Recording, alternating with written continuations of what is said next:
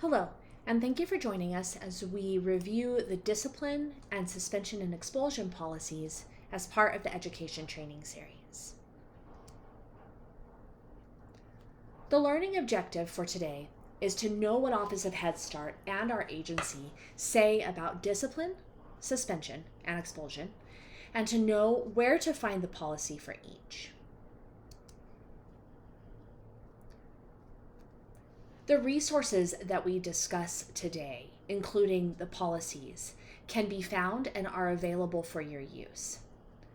Head Start program performance standards are available through the Head Start Performance Standards book that is located in each classroom and in the front office, on the Education Procedures and Forms folder on the drive, on the agency website under Education Forms, on ECLIC under Performance Standards, and through the Head Start's Resources app. The Midwest New Mexico CAP Discipline and Suspension Expulsion Policy is located in both the staff and parent handbooks, in the Education Procedures and Forms folder on the drive, and on the agency website under Education Forms. If you have questions or need information about how to access those resources, don't forget to watch the video Locating Resources that's in the training series. Let's start with the area of discipline and what the Office of Head Start says about discipline. The Head Start Performance Standards that addresses the area of discipline is 1302.90 and is located under Standards of Conduct. This is an example that comes from the Head Start Performance Standard 1302.90. The Office of Head Start explains that staff must not engage in certain disciplinary measures, and those disciplinary measures include using corporal punishment, isolating a child, binding a child, or taping a child's mouth, using or withholding food not only as a punishment but as a reward as well, using toilet learning or training methods that humiliate a child, using any form of emotional abuse, physically abusing a child, any form of verbal abuse, including things like sarcastic language or derogatory remarks, and using physical activity or outdoor time as a punishment or reward are all things that staff must not do. Let's take a look at what the discipline policy for the Midwest New Mexico CAP looks like. First, our agency discipline policy explains that discipline refers to a certain set of teaching strategies that are actually intended to be positive guidance to teach children and help them develop appropriate skills. Staff are expected to be informed about and utilize those positive guidance techniques as part of their disciplinary strategy. Disciplinary practices are designed to encourage children to follow our team agreements of be a friend, be a worker, and be safe. Those disciplinary strategies are also designed to be consistent, age-appropriate, and to be understandable to a child, and to promote positive guidance, redirection, and clear limit setting.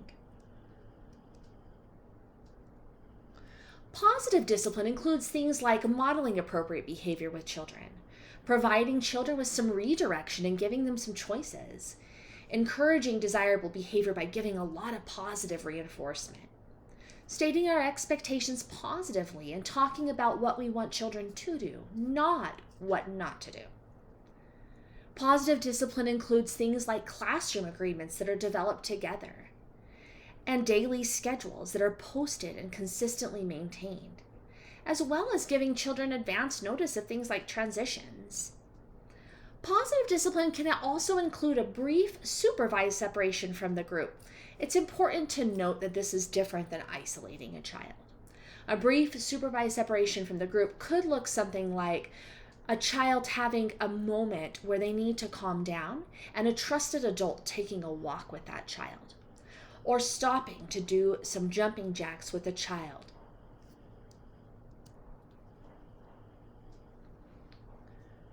Our agency policy prohibits the following behaviors: physical punishment of any type, any type of threat of physical punishment or coercion, which could look something like trying to get a child to engage in a behavior by threatening them with not being able to join whole group or going outside.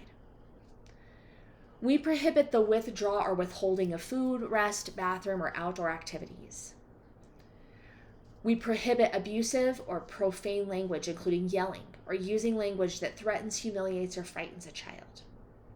We prohibit any form of public or private humiliation or emotional abuse, and we prohibit the unsupervised isolation of a child.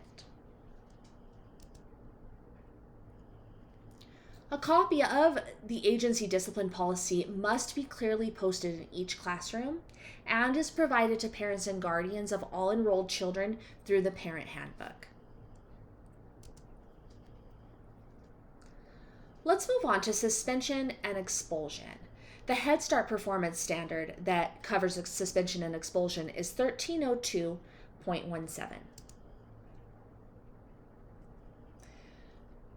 1302.17a addresses suspension.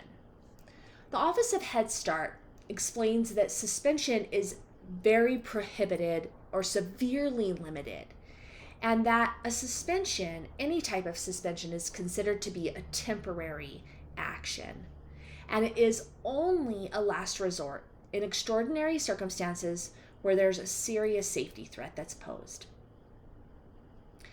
Before we can consider a suspension, we first have to make sure that we've engaged with a mental health consultant, collaborated with the parents and the family, and utilized all of the appropriate community resources to mitigate behavior. If the entire team considers that a suspension, a temporary suspension, is necessary, the goal is really to figure out the mode by which we can help the child to return to full participation in our program. In order to consider a temporary suspension, we must, during that temporary suspension, continue to do a couple of things. One, we must continue to engage with parents and a mental health consultant and any available community resources. We must have developed a written plan together to document what actions we're going to take and what supports we need in order to help a child return to full participation. We must decide what services we will provide, and those services need to include a home visit while a child is temporarily suspended. We must determine whether a referral to a local agency or the LEA is needed or warranted so that we can look at the protections under IDEA and whether an IEP is necessary.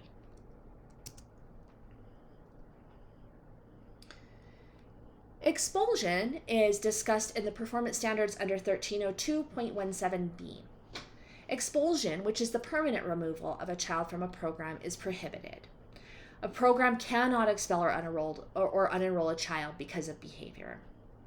The entire goal of our program and of our teams is really to facilitate a child's safe participation in our program and to work with every available support in order to do so, including a mental health consultant, again, community services, the family, and program teams.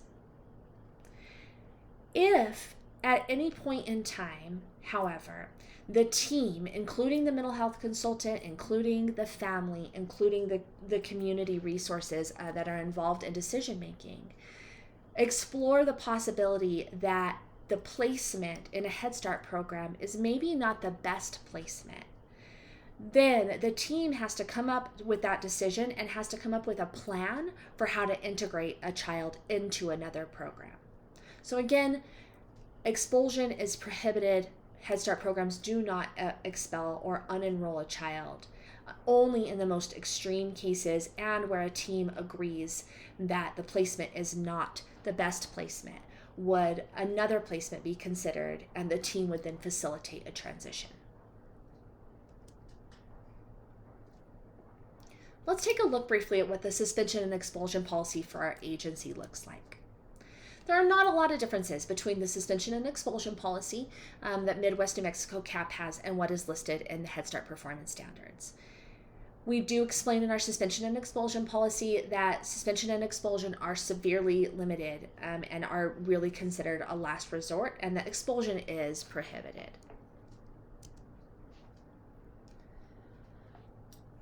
Our suspension policy, again, covers what would be considered any type of a mitigating factor for suspension, including something like a serious safety threat, and what steps we will take to ensure that children are reintegrated into the program as quickly as possible, including, again, continuing to engage with the parents and guardians, mental health, and community.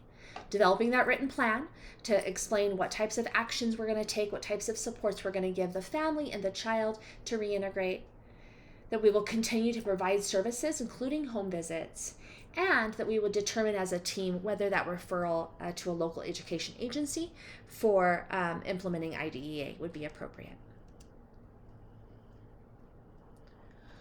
Our expulsion policy states that should there become a situation that arises where there's documented evidence that all possible interventions and supports that have been recommended by qualified professionals have been exhausted, and the team, and that would include the family, the teacher, the program, other service providers from the LEA or from the community, that entire team feels that another setting is more appropriate for the well-being of the child.